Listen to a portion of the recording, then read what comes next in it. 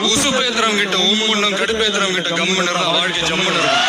இந்த தேர்தல் எல்லாம் போட்டிட்டு பிரச்சாரம் பண்ணி ஜெயிச்சு அதுக்கப்புறம் சர்க்கார் ஒண்ணு அமைப்பாங்கல்ல, நாங்க சர்க்கார் அமைச்சிட்டு தேர்தலில் நிக்க போறோம். நிஜத்துல முதலமைச்சரா நடிக்க மாட்டேன். புழுக்கம் ஏற்பட்டா மழை பெய்யற மாதிரி ரொம்ப நெருக்கடி ஏற்பட்ட இந்த தகுதியான மனிதர்கள் ஆட்டோமேட்டிக்கா உள்ள போனா சேர்த்துரும்.